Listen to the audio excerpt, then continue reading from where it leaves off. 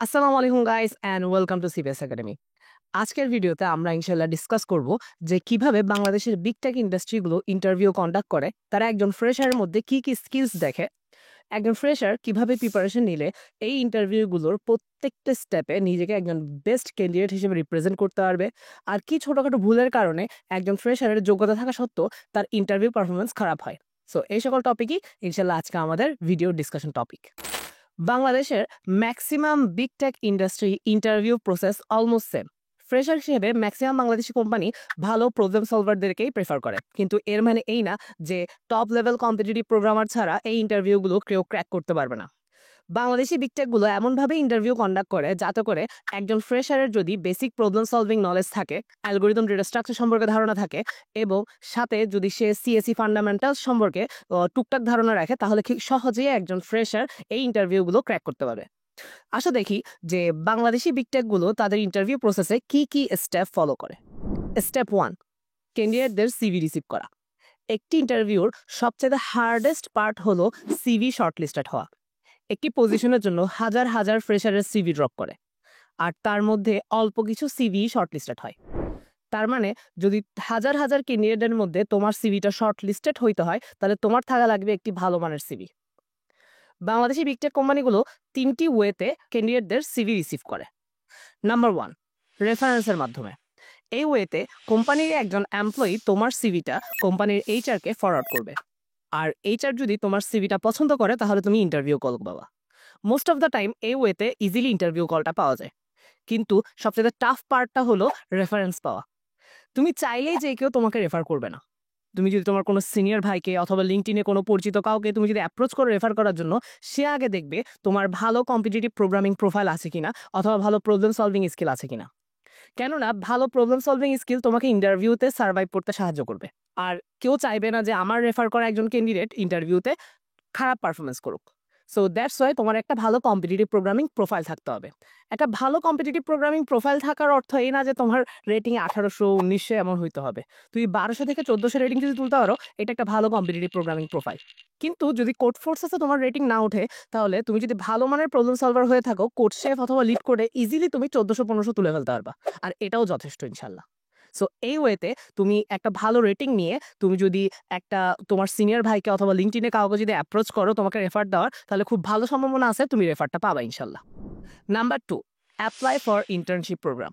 বর্তমানে অনেক বড় বড় কোম্পানি একটি বড় ইন্টারভিউ প্রোগ্রাম অ্যারেঞ্জ করার মাধ্যমে ফ্রেশার হায়ার করতেছে for internship. For example, bread station, star coder অথবা পাঠাও এম ইন্টার্নশিপ। এই ক্ষেত্রে কোম্পানিগুলো সকলের সিভি একসাথে রিসিভ করে, দেন সেখান থেকে সিভিগুলোকে শর্টলিস্টেড করে ইন্টারভিউটা কন্টিনিউ করে ক্যান্ডিডেটদের সাথে। অনেক সময় তারা শুরুর দিকে একটা এমসিকিউ স্ক্রিনিং টেস্ট নেয়, যেখানে তোমার coding, algorithm data structure, basic OOP, basic SQL related question থাকে। এই প্রোগ্রামগুলোর সবচেয়ে বড় বেনিফিট হচ্ছে গিয়ে যে এখানে তোমার কোনো রেফারেন্স লাগে না। তোমার যদি একটা ভালো মানের সিভি থাকে, তাহলে তুমি এখানে ডিরেক্ট অ্যাপ্লাই করলে তোমার সিভিটা শর্টলিস্টেড হবে ইনশাল্লাহ, এবং তুমি ইন্টারভিউ প্রসেসটা কন্টিনিউ করতে পারবে। নাম্বার 3, ডিরেক্ট কোম্পানির জব পোর্টাল অথবা জবস কেরিয়ার সাইট থেকে ডিরেক্টলি অ্যাপ্লাই করা। এই ক্ষেত্রে তোমার যদি একটা ভালো মানের সিভি না থাকে, তাহলে স্ট্যান্ড আউট করাটা খুবই টাফ। তুমি ডিরেক্ট চাইলেই কোম্পানির যে কেরিয়ার সাইট আছে অথবা জব পোর্টাল আছে, ওখান থেকে ডিরেক্ট অ্যাপ্লাই করতে পারো। কিন্তু এই ক্ষেত্রে অনেক সময় দেখা যায় যে ভালো সিভি থাকলেও কল পাওয়াটা টাফ হয়ে যায়।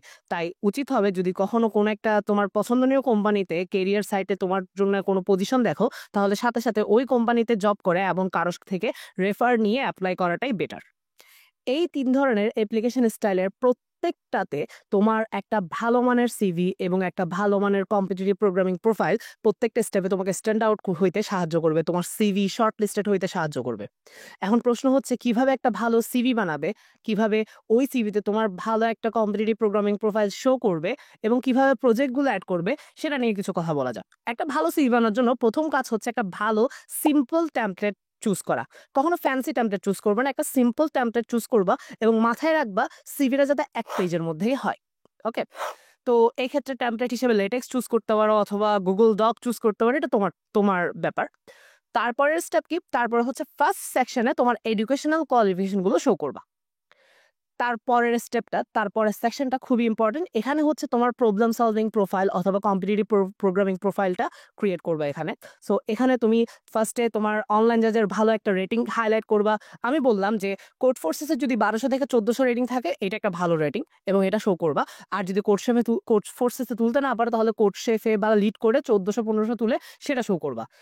এইচআর বা লিড যার সাথে তুমি কাজ করবা, যে ইন্টারভিউ নিবে, তাদের কাছে আসলে code forces code chef matter করে না। ম্যাটার করে একটা ভালো রেটিং, যেটা তাদের চোখে পড়তেছে, এক ভালো নাম্বার অফ প্রবলেম সলভ তাদের কাছে ইম্পর্টেন্ট। সো তুমি এখানে আবার ধরো 800 থেকে 1000টা প্রবলেম সলভ করছো, সেটাও হাইলাইট করবা। তারপরে অনলাইন অনসাইট যে কন্টেস্টগুলো অ্যাটেন্ড করছো, ওখানে যে ভালো র্যাঙ্কগুলো আছে ওগুলো হাইলাইট করবা।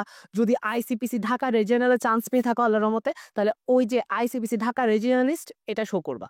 ওকে, সো এভাবে করে তোমার নাম্বার অফ প্রবলেম সলভ, কোনো বিভিন্ন অনলাইন জাজে তোমার ভালো রেটিং, তোমার অনসাইট অনলাইনে ভালো র্যাঙ্ক, এগুলো যদি শো করো, তাহলে একটা ভালো সিভি প্রোফাইল তোমার সিভিতে অ্যাড হয়ে যাবে ইনশাল্লাহ। তারপরের সেকশনে কি যাবে? প্রজেক্ট। অনেকেরই ভুল ধারণা আছে যে আমি যদি ভালো প্রবলেম সলভিং এ ফোকাস করি, তাহলে আমার প্রজেক্ট তেমন একটা করা হবে না। এটা একটা ভুল ধারণা। কারণ আমাদের যে কম্পিউটার সায়েন্সের বিভিন্ন কোর্স আছে, যেমন কি object oriented programming course, database management system course, software engineering course, তারপর হচ্ছে যে গিয়ে web development, Android development course, এই কোর্সগুলোতে আমাদের কিন্তু প্রজেক্ট দেওয়া লাগে।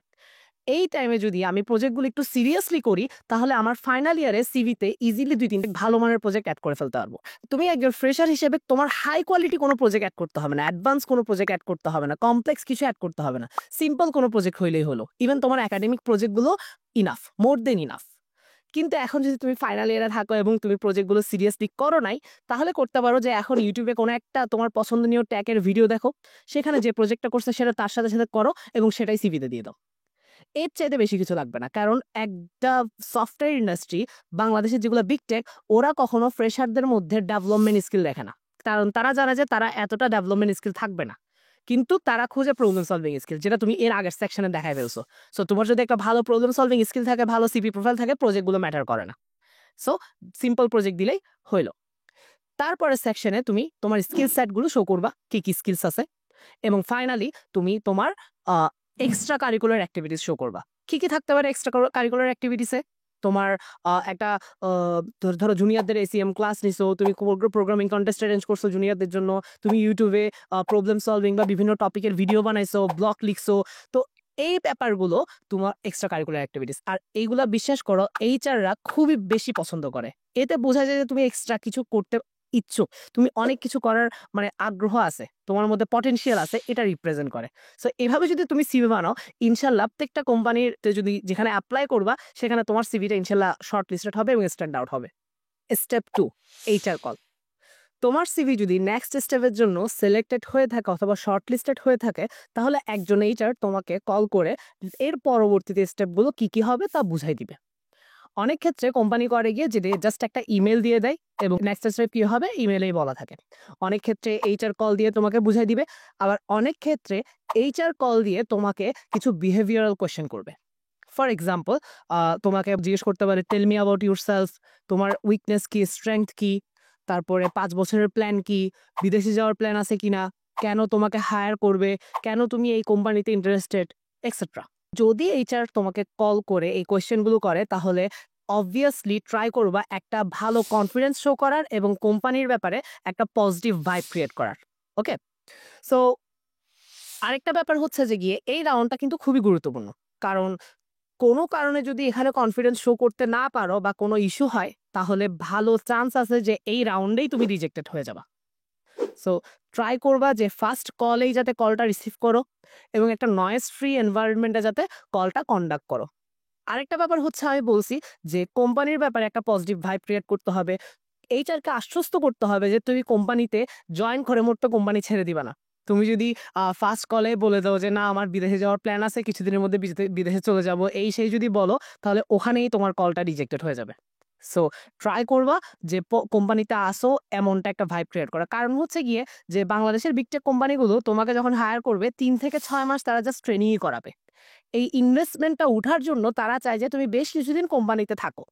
এর মানে এই না যে তারা জোর করে তোমাকে ধরে রাখবে, তুমি যখন চাইবা তখনই কোম্পানি ছাড়তে পারবা। কিন্তু জাস্ট ঢোকার আগে আশ্বস্ত করা যে তুমি ঢোকার সাথে সাথে জবটা ছেড়ে দিচ্ছ না। আরেকটা ব্যাপার হচ্ছে গিয়ে ১ বছরের আগে আসলে কোম্পানি যদি তুমি ছেড়ে দাও, তাহলে এটা ফিউচারে কেরিয়ারে একটা নেগেটিভ ইমপ্যাক্ট ক্রিয়েট করবেই। যদি না তোমার কারেন্ট কোম্পানি খুবই টক্সিক অথবা তোমাকে অল্প বেতনে কাজ করাচ্ছে, এটা যদি হয় তাহলে ভিন্ন কথা।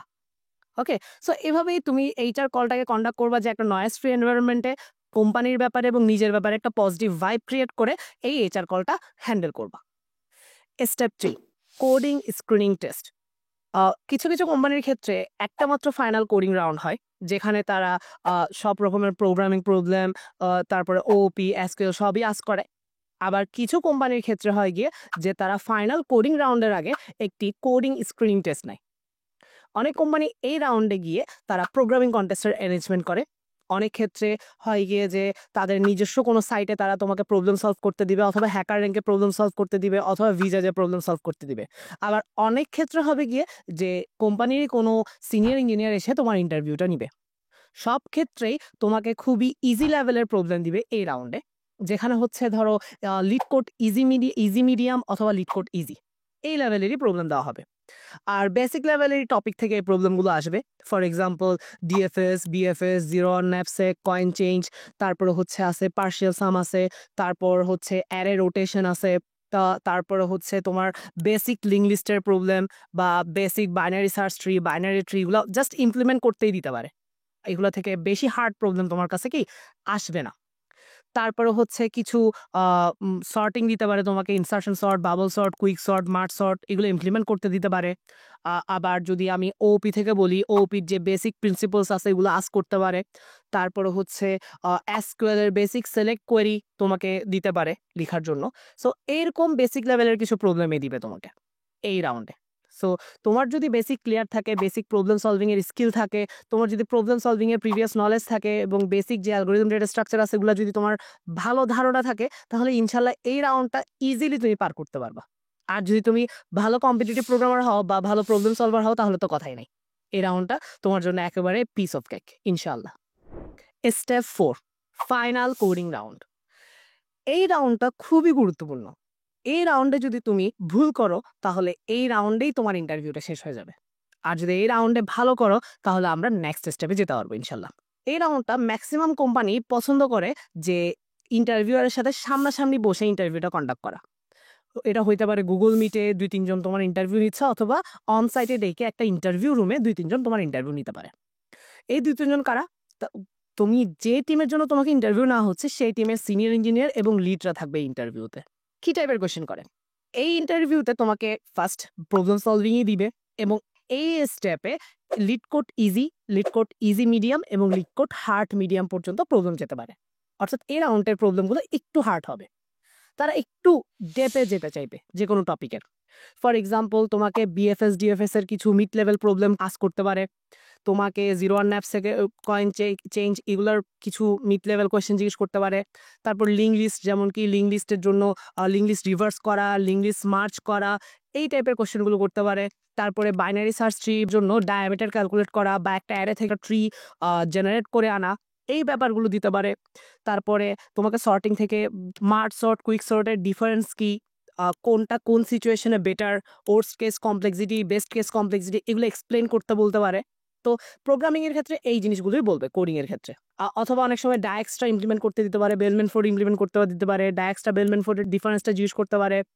অনেক সময় হচ্ছে যে গিয়ে কোন একটা অ্যালগোরিদম ইমপ্লিমেন্ট করতে দিতে পারে ভালো মানের, অথবা March sort, quick saute implement করতে দিতে পারে আবার। তারপরে যদি অবজেক্ট ওরিয়েন্টেড প্রোগ্রামিং এর কথা বলি তাহলে হচ্ছে যে গিয়ে স্টিল বেসিক প্রিন্সিপাল এবং তার থেকে কিছু এক্সট্রা কোয়েশ্চেন জিজ্ঞেস করবে। ওভারলোডিং, ওভাররাইডিং এই জিনিসগুলো, এগুলো ডিফারেন্স এগুলো নিয়ে কথা বলতে পারে। তারপরে ভার্চুয়াল মেথড কি এগুলো জিজ্ঞেস করতে পারে। তারপরে হচ্ছে যদি এসকিউএল এর কথা বলি, এসকিউএল থেকে এবার একটু একটু অ্যাডভান্স সিলেক্ট লাইক কন্ডিশন দিয়ে সিলেক্ট করা বা মাঝে মধ্যে জয়েনিং পর্যন্ত দিতে পারে। তবে জয়েনিং পর্যন্ত যাওয়া খুবই রেয়ার কোম্পানিগুলোতে, তবে শিখে রাখাটা ভালো। সো এই স্টেপগুলোতে কোডিং প্রবলেম, ওপি, এসকিউএল ছাড়াও যে জিনিসটা দেখবে সেটা হচ্ছে তোমার কমিউনিকেশন স্কিল। তুমি কত সুন্দর করে, কত ক্লিয়ারলি এক্সপ্লেন করতে পারতেছো, তোমার সলিউশন অ্যাপ্রোচটা কিভাবে করতেছো, তুমি লিডের সাথে কিভাবে কমিউনিকেট করতেছো, তোমার টিম কমিউনিকেশন স্কিল কেমন, এই জিনিসগুলো কিন্তু তারা দেখবে। জাস্ট কোডিং প্রবলেম দেখবে না। ওকে, তোমাকে একটা প্রবলেম সলভ করতেছে, কিভাবে অ্যাপ্রোচ করতেছো, কিভাবে তাদের সাথে ডিসকাস করতেছো, তুমি যখন আটকে যাচ্ছ তাদের থেকে কিভাবে হিন্ট নিচ্ছ, এই জিনিসগুলো তারা কিন্তু এই স্টেপে দেখবে। সো এ স্টেপে যদি ভালো করতে হয়, ফার্স্ট অফ তোমার ভালো প্রবলেম সলভিং স্কিল লাগবে। সো তুমি ভালো করে হচ্ছে যে গিয়ে অ্যালগোরিদম যেটা স্ট্রাকচারগুলো শিখবা, সেগুলো থেকে লিড কোড প্রবলেম সলভ করবা। স্পেশালি যারা আমরা কম্পিটিটিভ প্রোগ্রামিং করি, আমরা বাইনারি ট্রি, লিঙ্ক লিস্ট এগুলো নিয়ে খুব কম ধারণা রাখি, মার্চ সর্ট, কুইক সর্ট নিয়ে কম ধারণা রাখি, এগুলো প্র্যাকটিস করে যেতে হবে আমাদের। তারপরে হচ্ছে ওপির বেসিক প্রিন্সিপলস, এসকিউএল এর বেসিক কোয়েরিগুলো শিখে যেতে হবে। আর আমাদের মাথায় রাখতে হবে যে কমিউনিকেশন স্কিলটা বাড়াতে হবে। তাহলে কি করতে হবে, আমাদের হচ্ছে সিনিয়রদের সাথে অথবা আমাদের ফ্রেন্ডদের সাথে মক ইন্টারভিউ দিতে হবে বেশি বেশি। লিড করে একটা প্রবলেম নিয়ে তোমার ফ্রেন্ডের সাথে মক ইন্টারভিউ দিবা, তুমি তার ইন্টারভিউ নেবা, তোমার ফ্রেন্ড তোমার ইন্টারভিউ নিবে। এভাবে করে যদি প্র্যাকটিস করো তাহলে কমিউনিকেশন স্কিলটা, ভালো একটা কমিউনিকেশন স্কিল শো করতে পারবা। এই ইন্টারভিউর সবচেয়ে ইম্পর্টেন্ট পার্ট যেটা, সেটা হচ্ছে কোনোভাবে নার্ভাস হওয়া যাবে না। তুমি নার্ভাস হইছো, দ্যাট মিনস তোমার ইন্টারভিউ ওখানেই শেষ। তুমি যদি নার্ভাস হয়ে যাও, তোমার যে বেস্ট পটেনশিয়াল যেটা তোমার আছে সেটা তুমি বের করতে পারবে না। এই জন্য এই স্টেপে কোনোভাবে নার্ভাস হয়ে যাবে না। তুমি যদি কোনো স্টেপে গিয়ে স্টাক হয়ে যাও, আইডিয়া না আসে, ওই ক্ষেত্রে লিড থেকে বা ইন্টারভিউয়ার থেকে হিলস নেওয়া শুরু করবা। এটা তারা পছন্দ করে। তারা তারা এটা বিলিভ করে যে সবাই পারফেক্ট না, তুমি আটকাইতেই পারো। কিন্তু তুমি যদি তাদের থেকে হিলস নিয়ে ওটাকে সলভ করে ফেলো, এটা একটা ভালো ইমপ্রেশন ক্রিয়েট করবে। আমরা কোম্পানিতে টিমে কাজ করি, সো টিম কমিউনিকেশন এখানে গুরুত্বপূর্ণ। একজন যদি স্টাক থাকে, অন্যরা এসে হেল্প করে, সে হেল্পটা তুমি নিচ্ছ কিনা। এটা খুবই একটা নেগেটিভ দিক যে তুমি নিজে নিজেই সবকিছু সলভ করতে চাও। তো তুমি যদি হেল্প নিয়ে নিয়ে সলভ করো, এটা একটা ভালো পজিটিভ ভাইব ক্রিয়েট করে ইন্টারভিউতে।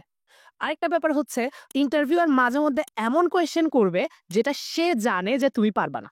দ্যাট মিনস একটা ফ্রেশ গ্রাজুয়েট এই কোয়েশ্চেনটার আনসার দিতে পারবে না, সেটা সে জেনেই কোয়েশ্চেনটা করে। সে আসলে দেখতে চায় তুমি পারো না বলতেছো কিনা। তুমি যদি জানি না না বলে আন্দাজে ট্রাই করা শুরু করো, ওখানে তোমার ইন্টারভিউ শেষ। তোমার থেকে বলতে হবে যে এটা আমি জানি না, তারপর জিজ্ঞেস করবা যে আমি কি গেস করবো কিনা। তুমি যদি কাছাকাছিও গেস করতে পারো, এটাকে বলা হয় তোমার ইনটিউশন স্কিল। এটা একটা ভালো ইনটিউশন স্কিল।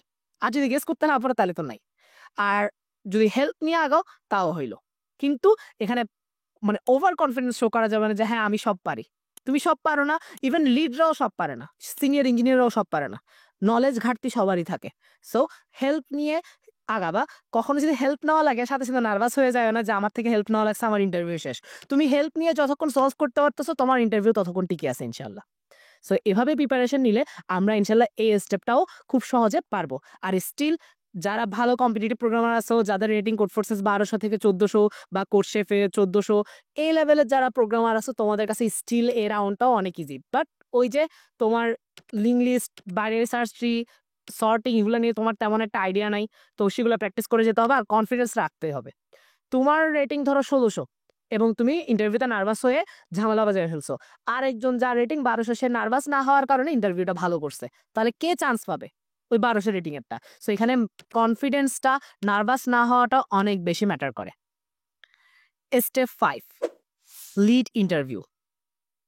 এই ইন্টারভিউটা অন্য কোডিং রাউন্ড থেকে একটু ডিফারেন্ট হবে। লিড ইন্টারভিউটা খুবই গুরুত্বপূর্ণ রাউন্ড। আর এই রাউন্ডে একজন লিড, যে টিমে তুমি যাবা সেই টিমেরই লিড আসবে তোমার ইন্টারভিউ নিতে, সাথে তার সাথে কিছু সিনিয়র ইঞ্জিনিয়ার থাকতে পারে অথবা লিডের ম্যানেজার থাকতে পারে। সো এই রাউন্ডে তোমাকে কোডিং প্রবলেম দেওয়া হবে, কিন্তু এটা হবে একটা কমন কোডিং প্রবলেম, যেটা হচ্ছে ওই কোম্পানিতে রেগুলার আস্ক করা হয়, বা ওই লিডটা সবাইকে আস্ক করে, বা ওই কোম্পানির কিছু স্পেসিফিক প্রবলেম থাকবে, কোডিং প্রবলেমই, যেগুলো খুবই কমন, সেখান থেকে আস্ক করা হবে। আর এই প্রবলেমগুলো তুমি সহজে গ্লাসডোরে পেয়ে যাবা। এখন প্রশ্ন হচ্ছে, এত কমন কোডিং প্রবলেম জিজ্ঞেস করার দরকারটা কি? এটার কারণ হচ্ছে, এই ইন্টারভিউতে তোমার কোডিং স্কিল টেস্ট করা হবে না। অলরেডি তোমার প্রিভিয়াস 2টা রাউন্ডে তোমার কোডিং স্কিল টেস্ট করা হয়ে গেছে। এই রাউন্ডে লিড দেখবে তোমার টেকনিক্যাল কমিউনিকেশন স্কিল কেমন, টিম কমিউনিকেশন স্কিল কেমন, তোমার কনফিডেন্স কেমন, তোমার হেল্প নেওয়ার টেন্ডেন্সি কেমন, আরেকজনকে হেল্প করার টেন্ডেন্সি কেমন, তুমি লার্নিং টেন্ডেন্সি কেমন, তারপরে তুমি কি টেক স্পেসিফিক নাকি টেক এগনস্টিক, মানে হচ্ছে তুমি কি একটা টেককেই পছন্দ করো নাকি তোমাকে যে কোনো টেকে দিলে সেখানে ইনস্ট্যান্ট শিখে তুমি কাজ করতে পারবা, এমন মেন্টালিটি রাখো। এই জিনিসগুলো লিড তোমার দেখতে চাইবে। সাথে জিজ্ঞেস করতে পারে যে তোমার ৫ বছরের প্ল্যান কি? তোমার এই কোম্পানিতে জয়েন করার কারণটা কি? বা এই কোম্পানি কেন পছন্দ করছো? অথবা জিজ্ঞেস করতে পারে যে তোমার সেলারি কেমন এক্সপেক্ট করতেছো? সেলারি নেগোসিয়েশনও করতে পারে তোমার সাথে এই রাউন্ডে তারা। তারপরে হচ্ছে তোমার কোম্পানি কতদিনে ছাড়বা বা কোনো বিদেশে যাওয়ার প্ল্যান আছে কিনা? ইনস্ট্যান্ট কোম্পানি ছেড়ে দেওয়ার প্ল্যান আছে কিনা? এগুলা নিয়েও কথা বলতে পারে। সো এই রাউন্ডে যদি ভালো করতে হয়, সবচাইতে গুরুত্ব ব্যাপার সেটা হচ্ছে তোমাকে কনফিডেন্স শো করতে হবে। তারপরে তোমার একটা ভালো কমিউনিকেশন স্কিল শো করতে হবে। তারপরে হচ্ছে তোমার থেকে দেখাইতে হবে যে তুমি টেক অ্যাগনস্টিক। তোমাকে যে টেকই দেওয়া হবে তুমি সেটা দিয়ে কাজ করতে ইচ্ছুক এবং তোমাকে যা দেওয়া হবে তা ইনস্ট্যান্ট শিখে তুমি কাজ করতে পারো। তারপরে এখানে দেখাবা যে হ্যাঁ, তোমার ৫ বছরের একটা ভালো প্ল্যান দেখাবা। কোম্পানি সম্পর্কে জয়েন করার ব্যাপার যখন বলবে যে তুমি কেন কোম্পানিতে জয়েন করতে যাচ্ছ, তখন কোম্পানির পজিটিভ দিকগুলো শো করবা। যে কোম্পানির কালচারগুলো ভালো, কোম্পানির যে ওয়েতে কাজ করে সে ওয়েটা ভালো। তুমি এই কোম্পানিতে কাজ করে তোমার কেরিয়ার গ্রোথটা কিভাবে আগাইতে চাচ্ছ সেটার প্ল্যানটা বলবা। এগুলো বলতে হইলে কিন্তু কোম্পানি নিয়ে আগে থেকে আইডিয়া থাকা লাগবে। সো কোনো একটা ইন্টারভিউতে বসার আগে, কোনো এক কোম্পানিতে এপ্লাই করার পর বা আগে ওই কোম্পানি নিয়ে ভালোভাবে আইডিয়া নিবা যে তারা কিভাবে কাজ করে। ওকে? সো তাদের সেই পজিটিভ দিকগুলো তুমি তুলে ধরবা এবং বলবা যে এই সকল কারণে, এই কেরিয়ার গ্রোথ এর কারণে আমি এখানে আসতে চাচ্ছি। তারপরে বিদেশে যাওয়ার প্ল্যান-ট্যান আছে কিনা জিজ্ঞেস করলে ডিরেক্ট বলে দিবা নাই। বা আ এখনো চিন্তা করো না, এভাবে ঘুরায় পেঁচায় বলবা। একেবারে মিথ্যা কথা বলারও দরকার নেই। ঘুরায় পেঁচায় বলবা। কারণ হচ্ছে যে গিয়ে তুমি যদি শুরু থেকে বলে দাও যে আমি কিছুদিনের মধ্যে কোম্পানি ছেড়ে দিব, তাহলে খুব ভালো পসিবিলিটি আছে তোমাকে নিবে না। কারণ আমি আগেই বলছি কেন হচ্ছে যে গিয়ে তারা চায় বেশি দিন তুমি একটু কাজ করো। কারণ তুমি ১ম ৩-৬ মাস তারা কি তোমাকে ট্রেনিং করাবে। ওকে? সো তারপরে হচ্ছে যে গিয়ে তুমি এটা শো করবা যে তুমি শিখতে আগ্রহী এবং অন্যকে শিখাইতেও আগ্রহী। অন্যদেরকে হেল্প করাও পছন্দ করো, হেল্প নিতেও পছন্দ করো। আবার তোমাকে আ জিজ্ঞেস করবে যে তোমার ধরো কারো সাথে মতবিরোধ হইছে বা তুমি একটা ডিসিশন দিছো কিন্তু লিড রিফিউজ করে দিছে ওই ডিসিশনটাকে এবং বলছে যে এই ওয়েতে যাওয়াটা ভালো হবে। ওই সিচুয়েশনে তুমি কি করবা? এই সকল কোয়েশ্চেনের ক্ষেত্রে বলবা যদি, যদি দেখো তোমার থেকে মানে দেখাইতে হবে যে তুমি আরেকজনের মতামতটা অ্যাকসেপ্ট করা পছন্দ করো, অ্যাকসেপ্ট করো। কিন্তু যদি তোমারটাই 100% কারেক্ট হয় তাহলে তুমি এক্সপ্লেইন করতে জানো যে কেন তোমারটা নেওয়া উচিত। ওকে? তো মানে যে এমন না যে তোমার থেকে সবসময় সামনের জনেরটাই অ্যাকসেপ্ট করতে হবে। যদি তুমি রাইট হও তোমারটা শো করতে হবে। এই জিনিসগুলোও তোমার থেকে দেখাইতে হবে। ওকে? সো এটা কমপ্লিটলি কাইন্ড অফ বিহেভিয়ারাল টাইপের হবে বাট সাথে টেকনিক্যাল ব্যাপারও আসবে। বললাম যে একটা কমন কোডিং কোয়েশ্চেন দিতে পারে তোমাকে, এসকিউএল থেকেও কোয়েশ্চেন করতে পারে, সিস্টেম ডিজাইন নিয়েও তোমার সাথে কথা বলতে পারে। এই আরকি। একটা ব্যাপার আছে এখানে। খুবই ইম্পোর্টেন্ট পার্ট হচ্ছে এই রাউন্ডে তোমার সাথে সিভি নিয়ে কথা বলবে। তোমার সিভিটা কিন্তু কি, তোমার সিভিতে যে প্রজেক্ট গুলো তুমি এড করছো, ওগুলা নিয়ে কিন্তু লিড কথা বলবে। সো আন্তাজে প্রজেক্ট এড করবা না। যে প্রজেক্ট নিয়ে তোমার ধারণা আছে, স্ট্রাকচার নিয়ে ধারণা আছে, প্রজেক্টের লাইন বাই লাইন কোড মুখস্থ করার কথা বলতেছি না। প্রজেক্টের স্ট্রাকচার নিয়ে ধারণা আছে, প্রজেক্টের আ কি কাজ করতেছে এখানে সেটা নিয়ে ধারণা আছে, সেই প্রজেক্ট গুলোই তুমি এড করবা। তাহলেই এই রাউন্ডে তুমি কমিউনিকেশন স্কিল, টেকনিক্যাল স্কিল এগুলোর মাধ্যমে খুব সহজে এই রাউন্ডটা ইনশাআল্লাহ পার করে ফেলতে পারবা। Step ৬ final HR round. এতটুকু পর্যন্ত আসছো মানে হচ্ছে তোমার জব 99% আল্লাহর রহমতে হয়ে গেছে। আলহামদুলিল্লাহ। তবে আ এই রাউন্ডে তেমন একটা কাউকে রিজেক্ট করা হয় না। এই রাউন্ডে ওই আগের কিছু বিহেভিয়ারাল কোয়েশ্চেন তোমাকে করবে। ৫ বছরের প্ল্যান কি? তারপরে হচ্ছে কেন কোম্পানিতে জয়েন করতে যাচ্ছ? আ তারপরে হচ্ছে টেল মি অ্যাবাউট ইউরসেলফ এই ব্যাপারগুলো আবার জিজ্ঞেস করবে। তোমার ফ্যামিলি নিয়েও জিজ্ঞেস করতে পারে। সো এগুলা আগের স্টাইলে যদি জবাব দিয়ে দাও তাহলে এই রাউন্ডটা ইজিলি পার হয়ে যাবে। আর ইনশাআল্লাহ এই রাউন্ডের কিছুদিন পরেই তোমাকে জব অফার দিয়ে দেওয়া হবে ইনশাআল্লাহ। সো কংগ্রাচুলেশনস, তুমি তোমার ফার্স্ট জব পেয়ে গেছো আশা করি। আর যদি পাও, এই ভিডিও দেখার পরে যদি জবটা পেয়ে থাকো তাহলে কমেন্ট সেকশনে অবশ্যই জানাবা যে তুমি এখান থেকে প্রিপারেশন নিয়ে ইন্টারভিউ দিছো এবং জব পাইছো আলহামদুলিল্লাহ। সুতরাং এই হলো বাংলাদেশি বিগ টেক গুলো কিভাবে ইন্টারভিউ কন্ডাক্ট করে, কিভাবে প্রত্যেকটা স্টেপে তুমি নিজেকে একজন বেস্ট ক্যান্ডিডেট হিসেবে শো করতে পারবা। আর যদি তোমার ভিডিওটা ভালো লেগে থাকে তাহলে অবভিয়াসলি লাইক করবা, কমেন্ট করবা, তো শেয়ার করবা তোমার ফ্রেন্ডদের সাথে এবং চ্যানেলটা সাবস্ক্রাইব করবা। আর আমাকে জানাও যে তুমি কি টাইপের ভিডিওগুলো সামনে দেখতে যাচ্ছ। তো আজকের জন্য এতটুকুই। জাযাকুমুল্লাহু খাইরান। আসসালামু আলাইকুম।